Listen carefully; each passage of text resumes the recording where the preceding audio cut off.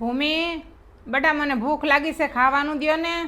એ હા આપો, ઘડીક પોરો ખાવ. આજે વઘારેલી ખીચડી બનાવી છે, ખાઈ લેજો. ભૂમિ બેટા થોડી છાશ આપો ને.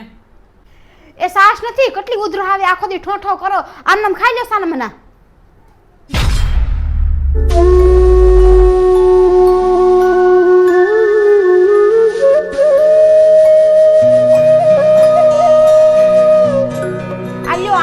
કપડા છે આજ તો રીતે સાવને એટલે તમને વૃદ્ધાશ્રમમાં મોકલી જ દેવાના છે. હવે મારે તમારે નથી રહેવું. હવે હું તમારથી કંટાળી ગઈ છું, કંટાળી.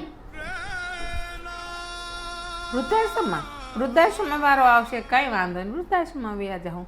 અમારા છોકરા મોટા થઈ ગયા, તમારા છોકરા મોટા થઈ ગયા, હવે કાંઈ જરૂર નથી. ઘણાના માવતર જાય જ છે ને વૃદ્ધાશ્રમમાં. એ હાટું તો છોકરાને મોટા કર્યા હોય, કેવા પેટે પાંટા બાંધીને છોકરાને મોટા કર્યા હોય. આ વારો આવશે એ કોઈને ખબર ન હોય, કાંઈ વાંધો નહીં.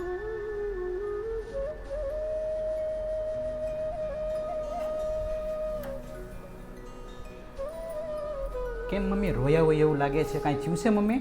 એ કાંઈ રોતા નથી. તમારા મમ્મીના છે ને આ નાટક છે, નાટક. હવે હું તમારા મમ્મીથી કંટાળી ગઈ છું, હું એને આરે નહીં રહું. તમારા મમ્મીને છે ને તમે વૃદ્ધાશ્રમમાં મેક્યા તો તમે વૃદ્ધાશ્રમમાં નહીં મેકવા જાવ ને તો હું પિયર વહી જાય. હા હાલો મમ્મી, હું તમને વૃદ્ધાશ્રમમાં મૂકી જાઉં. હા બેટા હાલો હો, તું ભૂમિનું છોકરાનું ધ્યાન રાખજો બેટા. હાલ ભૂમિ, તું પણ તૈયાર થઈ જા. આપણે પણ વૃદ્ધાશ્રમ જોતા આવીએ. આપણને પાછું વૃદ્ધાશ્રમ ફાવશે કે નહીં ફાવે એમ. ત્યાં થોડું મારે રહેવા જવું પડશે, એટલે હું જોવા આવું. આજે આપણે આપણા માવતરને મૂકવા જાય છે, કાલે આપણા છોકરા પણ આપણને વૃદ્ધાશ્રમમાં મૂકવા આવશે. એટલે આપણે જોયેલું હોય તો સારું પડે ને. મારો છોકરો મને વૃદ્ધાશ્રમમાં ન મોકલે, મને છે ને પૂરો વિશ્વાસ છે. મારા મમ્મીને પણ મારી પર પૂરો વિશ્વાસ હતો કે મારો છોકરો મને કોઈ દિવસ વૃદ્ધાશ્રમમાં નહીં મોકલે. આજ તું અમારા ઘરે આવી એટલે તે નિર્ણય લઈ લીધો ને કે જાઓ તમારા મમ્મીને તમે વૃદ્ધાશ્રમમાં મૂક્યા હો. કાલે તારા છોકરાની પણ બહુ આવશે, એ તને નહીં કે જાઓ મમ્મીને વૃદ્ધાશ્રમમાં મૂક્યા હોય એમ. મમ્મી મારાથી ભૂલ થઈ ગઈ, મને માફ કરી દો. મેં તમારી યારે કોઈ દી સારું વર્તન નથી કર્યું, નકર તમને ભડકાત કરતી હો. મારાથી બહુ મોટી ભૂલ થઈ ગઈ છે, મને માફ કરી દો. હવે મારાથી આવું કોઈ દિવસ હું નહીં કરું.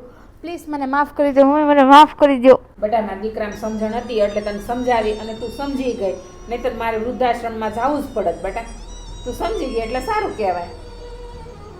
અમારો ખાલી આ એક સંદેશ જ છે, તમારા ઘરમાં પણ આવું ના થાય એનું તમે ખાસ ધ્યાન રાખજો. કારણ કે મા બાપથી મોટું કાંઈ છે જ નહીં. મા બાપથી મોટું આ દુનિયામાં કોઈ નથી. અમારા આવા નવા વિડીયો જોવા માટે અમારી ચેનલને સબસ્ક્રાઇબ કરો.